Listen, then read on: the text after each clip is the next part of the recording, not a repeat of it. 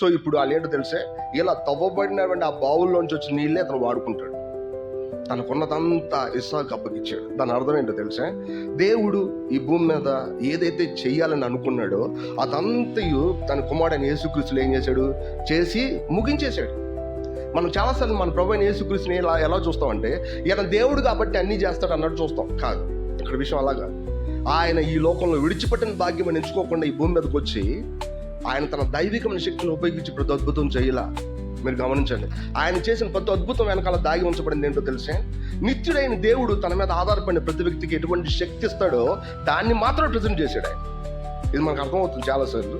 ఈ భూమి మీద మనుషులు ఎలా బతకగలరో నిరూపించాడు ఆయన. ఎవరైనా మన ప్రభు అయిన యేసుక్రీస్తు. ఆయన తన విశ్వాసాన్ని ఉపయోగించి తండ్రి మీద ఆధారపడి తీసుకొచ్చిన బలాన్ని మనం చూడొచ్చు. ఆయన తిరిగి లేచిన తర్వాత ఆయన దైవత్వం యొక్క ఉత్పత్తి మనకు అర్థమైంది. కానీ వాస్తవానికి ఆయన భూమి మీద ఉన్నప్పుడు తండ్రి మీద ఆనుకొని జీవించిన తన జీవితం ఏంటనేది మనకు తెలియపడతా ఉంది. అందుకే ఈ రోజు కూడా మన ప్రభు అయిన యేసుక్రీస్తు కృప అని చెప్పినప్పుడు తన అర్థం ఏంటో తెలిసే, ఆయన ఏదైతే చేశాడో దైవికమైన సామర్థ్యాన్ని విశ్వాసం ద్వారా ఉపయోగించాడో సేమ్ అటువంటి సామర్థ్యమే ఇప్పుడు ఎవరికి ఇవ్వబడింది, మనకి ఇవ్వబడింది. ఎంత గొప్ప విషయం ఇది.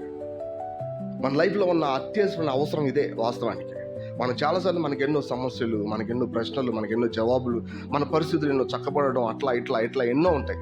వీటన్నిటిలో దేవుడు మన జీవితంలో ఏం కోరుకుంటున్నాడు తెలిసే, నేనేంటో తెలుసుకో. ఫస్ట్ అబ్రహాం దేవుడుగా నేనేంటో నువ్వు తెలుసుకో. రెండోది ఏంటో తెలిసే, ఇస్సాకు దేవుడుగా నన్ను నీ జీవితంలో విశ్వాసం ద్వారా అనుభవించు చాలు.